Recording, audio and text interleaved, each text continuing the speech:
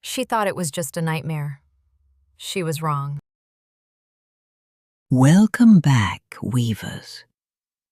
A question has been asked, and an answer has been given. You did not choose lightly. The weave remembers, and now it responds. Weave responsibly. Episode 3. Morgan stared at the figures, trying to decide what to do, though the decision felt like something she had already made and was only just catching up to. They had never stopped before. Not once. The dream had always followed its quiet, suffocating rhythm. Appearance, movement, approach. And she had learned over time that silence was the safest response. If she did nothing, if she remained still, she would wake before anything truly happened. Morgan ran through endless scenarios swirling around inside her head. Why wasn't she prepared for this? She had years to think about how she would handle this. Honestly, the dream changing never even crossed her mind. Morgan did not mean to speak.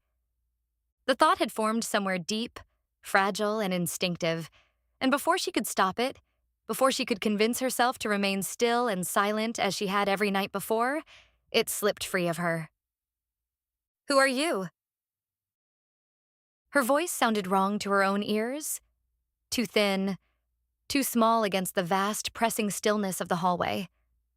For a moment, nothing changed.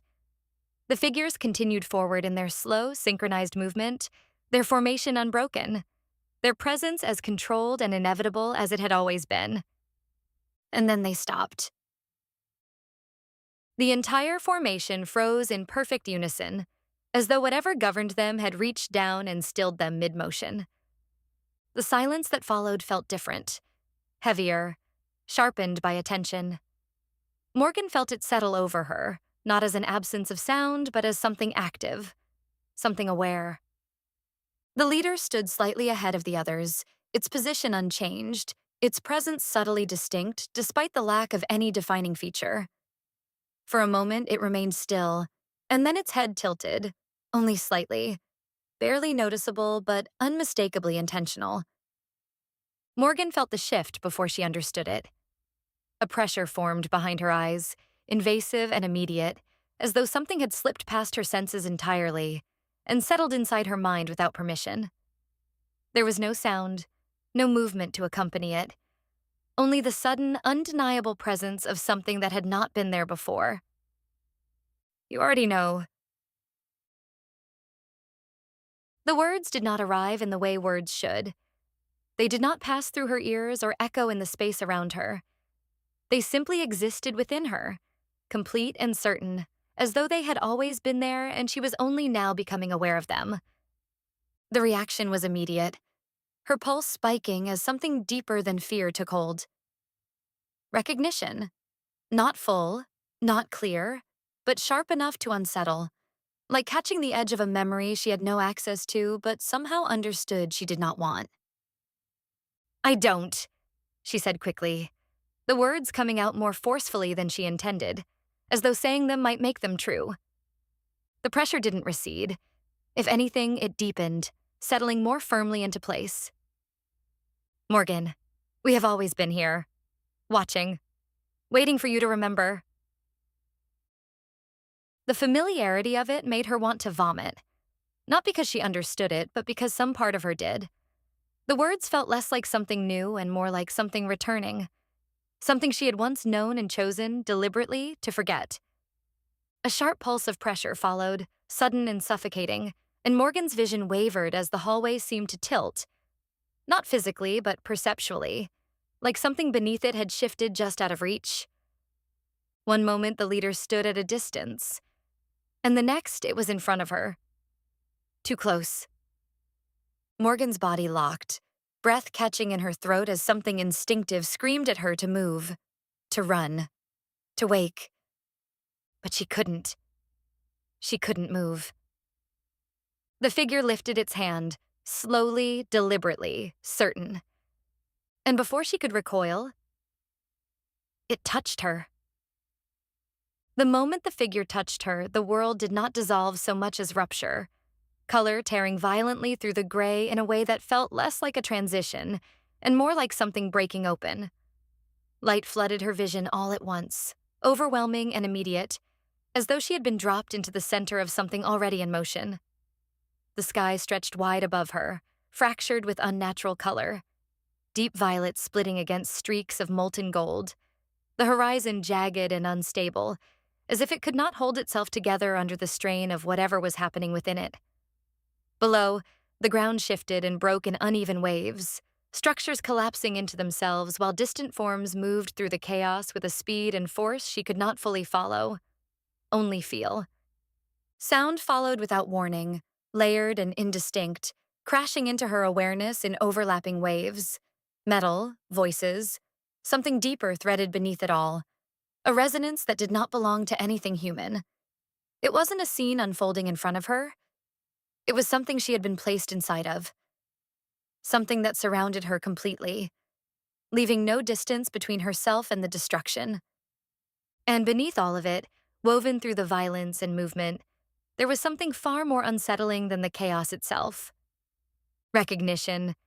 It surfaced not as a thought, but as a certainty, immediate and undeniable, tightening through her chest in a way that made it difficult to breathe. She had seen this before, not in the way someone remembers a dream or imagines a possibility, but in the way something returns, fully formed, already known, waiting only to be acknowledged. The realization pressed further, threatening to take shape, and with it came something sharper, something her mind reacted to before it could fully surface. Panic did not build gradually. It arrived all at once, hard and absolute, forcing everything back down with a precision that felt practiced, as though this was not the first time she'd refused to see what was in front of her. The world did not fade gently. It collapsed inward, violently and without warning, the color snapping out of existence as if it had never been there at all, leaving nothing behind but a void so complete it felt like being erased. It wasn't a scene. It was a moment. A single, impossible moment suspended in chaos. And somehow, she was in it, not watching, inside. Morgan's mind was trying to protect her, trying to suppress the very thing that threatened to surface. Not a memory, the edge of one.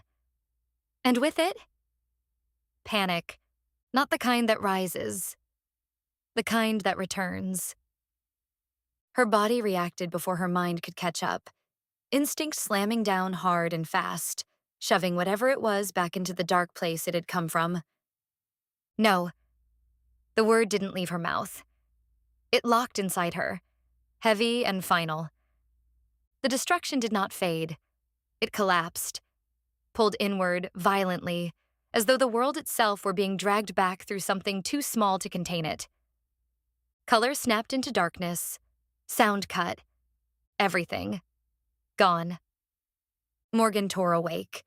A sharp, fractured gasp ripped from her chest as her body lurched upright, breath coming fast and uneven, her heart pounding so hard it felt disjointed, out of rhythm. For a moment, she didn't know where she was. Gradually, the room reassembled itself around her, the shapes settling into recognition one piece at a time until she could name them again. Her walls, her bed, the quiet stillness of her apartment. But the feeling did not leave with the dream. It lingered just beneath the surface, like something waiting for her to look directly at it. But it didn't feel right. Not a memory. A residue. Her chest tightened as she dragged in another breath, deeper this time, but it did nothing to steady her. Her hands trembled faintly where they pressed into the mattress, grounding herself in something solid, something real. Her gaze flicked to the clock on her nightstand. As always, it was 3:33 a.m. She did a quick scan of the room, then the doorway, as if expecting something to still be there. Watching. Waiting. Nothing moved, but the absence didn't comfort her. It felt temporary. Morgan swung her legs over the side of the bed, the movement abrupt, almost desperate, like staying still too long might let something catch up to her. Sleep was no longer an option. Not after that. Not after seeing... Her stomach turned sharply, the thought cutting itself off before it could fully form. No. She pushed it down hard, instinctive and immediate. Don't think about it. Don't look at it. Don't let it... She stood too quickly, grabbing onto the edge of the dresser as the room tilted for half a second, her breath still uneven as she forced herself forward, out of the bedroom, into the dim, familiar quiet of her living room. The couch waited where she had left it. The soft glow of a lamp cast everything in a low, delicate light. The book still rested where she had set it down earlier, the world of it distant and safe. Normal. She needed normal. Morgan crossed the room, slower now, her body still catching up with itself, and lowered herself onto the couch, pulling the book into her hands more out of instinct than intention. She didn't read. She just stared at the page, her mind refusing to settle, the edges of what she had seen threatening to surface again. Her gaze drifted to the coffee table, to the scattered mail she had ignored earlier. It caught her eye. There, resting neatly atop the disarray, as though it had been placed with intention, was a fountain pen. Burgundy. Deep. Rich. Almost black in the low light. Gold accents catching faintly, glinting just enough to draw the eye. It took her a moment to understand what she was looking at. It looked like a pen they sold at the store. Morgan would never have bought anything so ornate. It wasn't her style. Maybe Jade left it here, she thought to herself. It sounded wrong as soon as the thought came to her. It was then that she realized, that is the pen that the creepy stalker guy had purchased. Morgan frowned slightly, her breath slowing, confusion threading through the remnants of fear. That hadn't been there before. She knew it hadn't. She would have noticed. Something about it felt wrong, not in appearance, in presence. Her fingers tightened slightly around the edge of the book as she stared at it, unease settling back in. Quieter now, but no less certain. Her eyes stayed fixed on the pen, her body gone still in that quiet, instinctive way that came just before a decision. Touch it? The thought surfaced, uninvited, something deeper than logic pulling sharply in the opposite direction. No. The word settled just as firmly. She didn't reach for it, didn't lean closer. Instead, she looked away, deliberately, as if not seeing it might make it less. Her hand moved, almost blindly, setting the book aside as she reached for her phone where it rested on the arm of the couch. The screen lit too brightly in the dim room, and she squinted slightly as she pulled up Jade's name, her thumb hovering for only a fraction of a second before she pressed call. It rang once, twice, a pause. Then, if this is about you dying, I swear to God it is way too early for that. Jade's voice came through, thick with sleep and absolutely unapologetic. Morgan let out a breath she hadn't realized she'd been holding, the sound shaky despite herself. I'm not dying, at least right now. Okay, good, Jade said immediately, because dealing with that was not on the agenda today. Despite everything, Morgan almost smiled. Almost. I had the dream again. Silence on the other end, but not the empty kind, the listening kind. Same one? Jade asked, her voice clearer now. Sort of. I asked a question this time and they answered me. Morgan said, still in disbelief. What do you mean they answered you? Morgan hesitated, then forced herself to say it. They talked. Not out loud. In my head. Like they were already there. Another pause, shorter this time. Okay, Jade said finally, the word measured but not disbelieving. I don't love that. Yeah, Morgan said quietly. Me neither. Morgan's gaze flicked, without permission, back toward the coffee table. The pen sat exactly where it had been. It was worse, she added quietly. Another pause. Longer this time. And something showed up in my apartment that I did not bring in. All right, Jade said finally, the softness gone, replaced with something more decisive. Get dressed. Morgan blinked. What? Get dressed, Jade repeated, sharper now, fully awake. I'm coming to get you. We're getting breakfast, and then we're going to a bookstore, and you're going to pretend to be a normal person for a few hours. I am a normal person. Debatable, Jade said. But we're going to fake it until we make it. I don't think, she started. Nope, Jade cut in immediately. You don't get to spiral alone in your house today. I'm not allowing it. Put on real clothes, I'll be there in 20. The line went dead before Morgan could argue. She stared at her phone for a moment, the quiet settling back in around her. Morgan stood, forcing her attention away from the pen, her pulse still uneven as she moved toward her room to get dressed. By the time they reached the coffee shop spellbinding sips, the sharp edge of the morning had dulled slightly, though the unease had not disappeared so much as settled into something quieter, more persistent. The space Jade chose felt curated in a way that was impossible to ignore. Warm amber light casting everything in a soft glow. Shelves lined the walls, cluttered but deliberate. Small jars filled with herbs she couldn't name. Bundles of dried stems tied with twine. Candles melted into shapes that suggested they had been burning for far longer than they should have been. Crystals of all shapes and sizes were displayed on small tables along with handmade jewelry. Symbols, subtle, worked into the wood of the shelves, etched faintly into the surface of the tables. Not obvious enough to draw attention at first glance, but once seen. Hard to ignore. Nothing was labeled, nothing explained. And yet, none of it felt out of place. Okay, Jade said, already moving forward, scanning the space with interest. Oh, this is either going to fix our lives or ruin them completely, she said as they stepped inside. No in between. Morgan exhaled softly, some of the tension easing despite herself. You always pick places like this? I pick places with personality, Jade said, already moving toward the counter. This one just happens to come with a possible curse. Adds character. A low hum filled the space. Not music exactly, but something ambient, layered and rhythmic beneath the quiet conversations of the people scattered throughout. It felt intentional, like the room itself had a pulse. It felt safe, protected, enchanted. You good? Jade asked, glancing back at her. Morgan blinked, pulling herself out of it. Yeah, it's just... They stepped up to the counter where the menu was written in looping script across a dark board. Drink names that felt more like spells than descriptions. Morgan barely looked at it. Earth to Morgan, Jade said, snapping her fingers lightly. You want coffee, or are you just going to stand there and absorb the vibes? Morgan tore her eyes away. Coffee, she said quickly.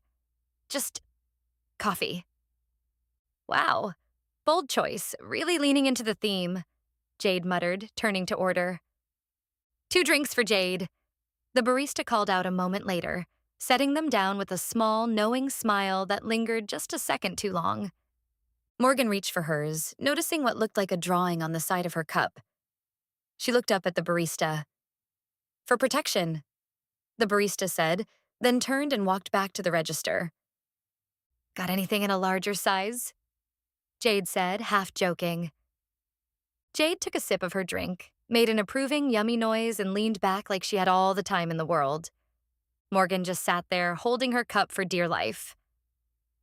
You gonna tell me what happened? Jade said, watching her over the rim of her cup. Or are we just going to sit here while you mentally spiral in a cool location? Morgan exhaled slowly, her fingers tightening slightly around the sleeve of the cup. Morgan told her everything. The question, the voice, the feeling that she was supposed to know something she couldn't access. The way it had felt less like being told something new and more like being reminded of something she had chosen to forget. Jade listened without interrupting. Her usual sarcasm held back just enough to let the weight of it land. When Morgan finished, Jade leaned back in her chair, considering. Well, she said after a moment. That's aggressively not ideal. Morgan huffed out a small breath that almost passed for a laugh. Jade held her gaze for a second longer than usual. To make you feel better, Jade added. I also had a nightmare, so clearly we're both doing great. Morgan blinked. What? Jade shrugged, casual again. I had a weird dream too. Morgan stared at her. You always have weird dreams. Yeah, but this one had production value, Jade said. Like full budget, dramatic lighting, the whole thing. Jade leaned forward slightly, lowering her voice like she was about to tell a secret. I was standing in this place, she said, gesturing vaguely. Not outside, not inside. Just space, and there were all these paths, like a ton of them, branching everywhere. Morgan went very still. Jade didn't notice. And I knew, that each one was different. Like if I picked one, everything would change depending on where it led. Morgan's pulse ticked up, slow but noticeable. And? She asked quietly. Jade made a face. I didn't pick anything. Morgan blinked. What? I just stood there like an idiot, Jade said, taking another sip of her drink. Because every single one of them felt like a bad idea. There was no new car waiting behind any of those doors, so I woke up. Very empowering. 10 out of 10 would avoid again. Morgan didn't laugh. Something about the way Jade said it. You didn't recognize anything? Morgan asked, her voice quieter now. Jade shook her head. Nope, just vibes. Bad ones. Morgan nodded slowly, but her gaze had drifted again, her thoughts pulling inward despite herself. Bad ones. Yeah, that sounded right. Jade nudged her lightly with her foot under the table. Hey, don't go back there. You're here. You're drinking overpriced witch coffee with me. Stay present. Morgan blinked, pulling herself back. Right. She finally lifted the cup and took a sip. Warm, real, safe. At least, for now. Morgan drifted a few steps away, her fingers trailing absently along the spines of books she wasn't really seeing. The store smelled like paper and dust and something faintly sweet underneath it, the quiet conversations around her settling into something almost soothing. Morgan saw him before she understood why she had stopped walking. At the far end of the aisle, partially obscured by shelves, he stood completely still, watching her. Hey! Jade's voice cut in suddenly from behind her, close enough to make her flinch. If you buy another book you're not going to read, I'm staging an intervention. Your TBR pile is going to be considered a safety hazard. We don't need another safety training moment. Remember the chair safety course we had to take after I instigated chair racing? Morgan blinked, the moment cracking just enough for her to move, her head turning back toward the aisle. Back to where he had been. Empty. Nothing there. Just shelves. Books. Did you see that? She asked, too quickly. Jade frowned. See what? There was... Morgan stopped herself, her gaze flicking once more to the empty space. Her voice lowered. The creepy guy from work and the subway? Jade leaned slightly to look down the aisle. It was him. He was looking at me. Jade glanced back at her now, studying her face for a beat longer than usual. Okay, she said slowly. Where? Morgan pointed. Right down there. Jade stepped forward a few paces. I've had a few stalkers in my life. One crazier than the next. Oh, the stories I could tell. Remind me to tell you about the zombie apocalypse guy. The key is to out-crazy them. Make them terrified of you and they'll stop, Jade said with a smug grin. Jade shifted, her posture changing. Not tense, but focused. Protective. Okay, she said, rolling her shoulders once like she was about to walk into something she'd already decided she didn't like. Stay here. Morgan blinked. Jade... But she was already moving. Confident, direct, slightly deranged. not hesitant in the slightest. Jade started growling at the man like a rabid dog, slowly slinking toward him. Suddenly, she took off running down the aisle, barking and waving her arms around like a lunatic. The man stared at her in disbelief, finally realizing that she was coming for him, turned around and headed around the corner. Jade reached the end of the aisle in seconds, rounding the corner without slowing. Morgan held her breath. A beat. Two. Morgan heard faint barking from another section of the store, not sure what she should do. After what seemed like minutes, Jade reappeared, already halfway to a smirk. Yeah, he's gone. Disappeared down an aisle. Poof. And that is how it's done. Jade clapped her hands together once, like she was physically resetting the moment. All right, come on, she said, lighter again. If there's another mystery man stalking you, we'll deal with it after coffee number 2. Priorities. Ooh, and a chocolate croissant. Morgan nodded, but her gaze flicked past Jade, just briefly. Jade glanced back at her, one brow raised. Okay, so let me get this straight. You've got recurring nightmares, a stalker following you through a bookstore. She paused, pretending to count. And if you tell me one more creepy thing happens today, I'm pretty sure you win a set of steak knives. Weavers. Night does not arrive empty, it carries what waits. 2 paths now stand before them. And do they try and find the creepy guy? Seek refuge at Jade's apartment? Do they have a sleepover at Morgan's place? Choose carefully. What follows will not ask again. The door will close in 48 hours. Weave responsibly.